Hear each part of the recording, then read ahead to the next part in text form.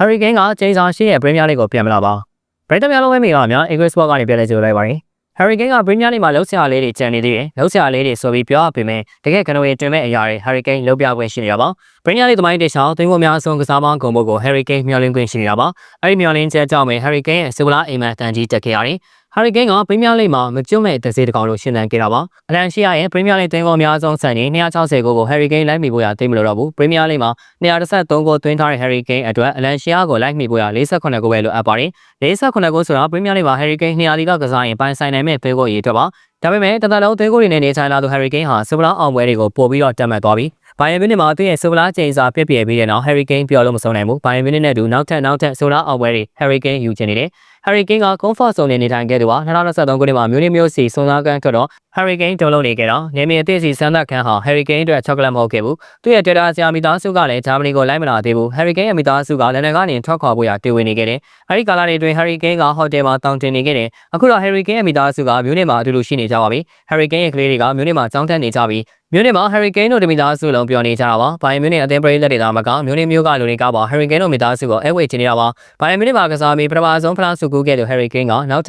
ပ်စူပလာတွေမျှော်လင့်နေပါတယ်။လက်ရှိရာသီဘွန်ဒက်လီဂါချန်ပီယံဆုက Harry Kane ရဲ့ကစားမဘဝပထမဆုံးဖလားအဖြစ်မှတ်တမ်းဝင်ခဲ့ပါတယ်။ Harry Kane ကဘိုင်ယန်အသင်းနဲ့ဒုတိယရာသီရောက်မှပထမဆုံးစူပလာဆုကူးနိုင်တာဖြစ်ပါတယ်။ Harry Kane 32နှစ်ကစပါအသင်းနဲ့ချန်ပီယံလိဘောလုံးပွဲတစ်ကြိမ်လီဗလာဘောလုံးပွဲ2ကြိမ်ဘိုင်ယန်မြူနစ်အသင်းနဲ့ဂျာမန်စူပါဖလား1ကြိမ်အင်္ဂလန်အသင်းနဲ့ယူရိုဘောလုံးပွဲ2ကြိမ်ကစားခဲ့ပေမဲ့ချန်ပီယံအောင်မြင်မှုတွေနဲ့အကြိမ်ကြိမ်လွဲချော်နေခဲ့တာပါ။ Harry Kane ကဘိုင်ယန်မြူနစ်အသင်းချန်ပီယံဖြစ်ပြီးတဲ့နောက်အသင်းပေါ်တွေနဲ့အတူဝေးရတဲ့ချန်ပီယံတစ်ချင်းတီဆိုပြီးအောင်ပွဲခံခဲ့ပါတယ်။အယောသိစရာကောင်းတဲ့ခံစားမှုပါပဲအချိန်တော်ကြာမှရောက်လာခဲ့ပါတယ်။ခက်စူးစမ်းခဲ့ပြီးအများကြီးလဲစူးစိုက်နှိမ့်မြုပ်ထားခဲ့ရတယ်။ဖလားရခဲ့တာကတော့တကယ်ကိုချုံမိပါတယ်။ဒါကကျွန်တော်ကစားမဘွားရဲ့ပထမဆုံးတစ်ခုပါပဲ။ထောက်ခံအားပေးမှုအားလုံးကိုကျွန်တော်အမြဲတမ်းကျေးဇူးတင်ပါတယ်။ဒါကိုဘယ်တော့မှသတိမူမွယ်မနေပါဘူး။ကျွန်တော်တို့နောက်ထပ်ဖလားတွေမျှော်လင့်ဆောင်ကားမိတယ်။ပြီးတော့ကျွန်တော်တို့နောက်ထပ်ဖလားရဖို့ကြိုးပမ်းသွားမယ်လို့ Harry Kane ကဝမ်းသာစရာစကားဆိုပါတယ်။ဘိုင်ယန်မြူနစ်အသင်းက FIFA ကလပ်ကမ္ဘာဖလားပြိုင်ပွဲကစားဝင်ရထားလို့ဒုတိယမြောက်ဖလားကိုမကြခွင့်မျှော်လင့်နိုင်ခွင့်ရှိနေပါတယ်။ဘိုင်ယန်မြူနစ်ရဲ့ဘွန်ဒက်လီဂါချန်ပီယံအောင်ပွဲခံခန်းနာမှာ Harry Kane ကဂျာမန်ရိုးရာလီဒါဟိုဆင်ဝစ်ဆုံကိုဆင်မြန်းထားတယ်။သူဘေးနားမှာချီရတဲ့ဇနီးတယ်လည်းရှိနေတယ်။ Harry Kane ကတော်တော်လေးပျော်နေပါပြီ။ Premier League ကိုသူမေ့သွားပြီထင်ပါတယ်။ကြည့်ရှုပေးကြတာကျေးဇူးတင်ပါတယ်။